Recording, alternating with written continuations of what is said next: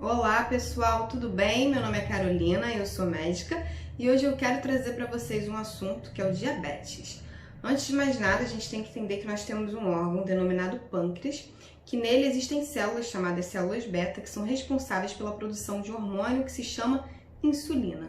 A insulina, entre muitas das suas ações, atua também na regulação do açúcar no sangue. E como que isso é feito?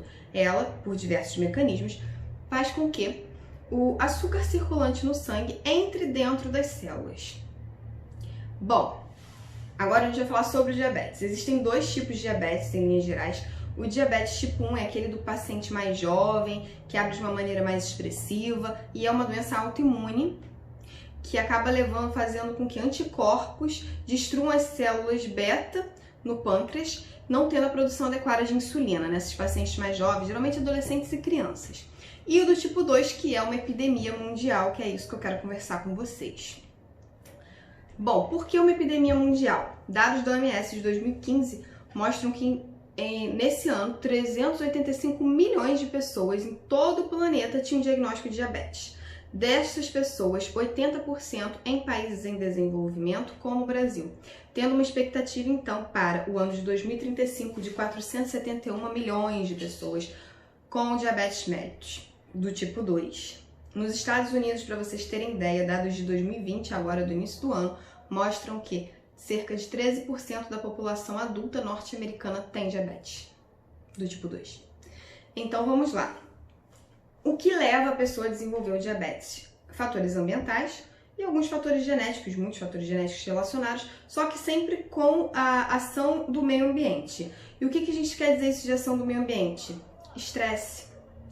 Urbanização excessiva está relacionada porque acaba levando a uma industrialização maior dos alimentos, daqueles alimentos industrializados com muitos açúcares, gorduras, sedentarismo, obesidade, tudo isso em conjunto leva então ao desenvolvimento do diabetes.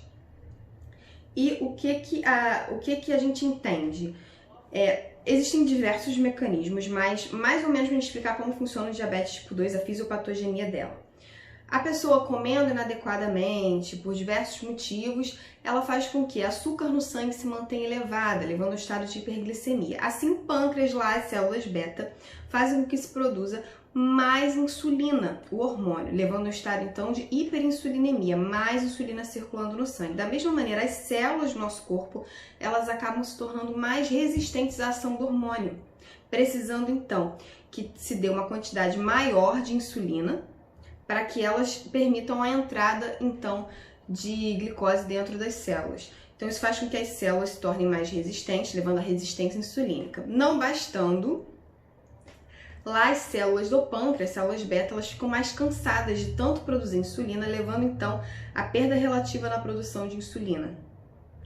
Então, isso tudo leva a um ciclo vicioso de hiperglicemia, porque vai perdendo o controle adequado, tem uma resistência por parte das células, e a açúcar alta no sangue leva a um estresse oxidativo, leva à produção de radicais livres, causando todo um processo pró-inflamatório, levando então ao aumento do risco cardiovascular, por lesão endotelial, por aumento do LDL, que é o colesterol ruim, e redução do HDL, que é o colesterol bom. Aumento do risco cardiovascular, que a gente pensa, uma pessoa aumenta a chance de desenvolver infarto agudo do miocárdio, derrame cerebral, que é o acidente vascular encefálico, entre outros.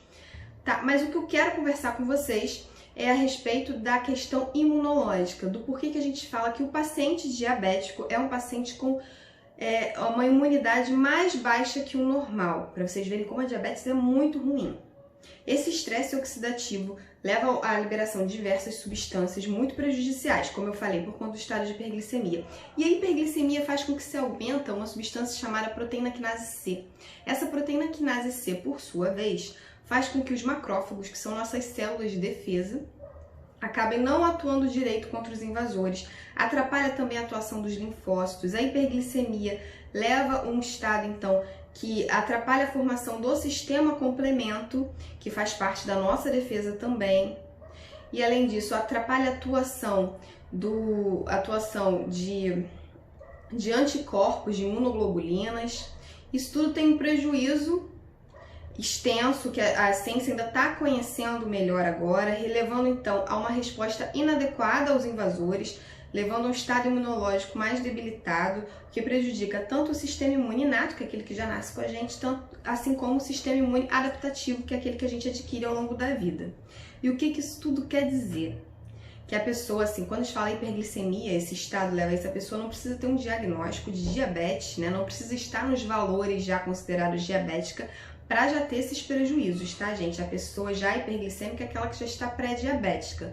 Por isso que a gente tem que sempre ter muito cuidado com a nossa alimentação, praticar atividade física, evitar alimentos ricos em açúcares, procurar sempre alimentos naturais, procurar sempre se exercitar, tentar se exercitar, se não dá para fazer uma caminhada, já que tá todo mundo de quarentena, tentar fazer algo que goste, dançar dentro de casa, algo que faça com que se mova o corpo, é sempre muito bom. Manter hábitos saudáveis. A gente entende que açúcar é vida, a gente precisa de glicose para ter energia, sim, mas tudo em excesso é prejudicial, principalmente a glicose. Açúcar em excesso é muito prejudicial.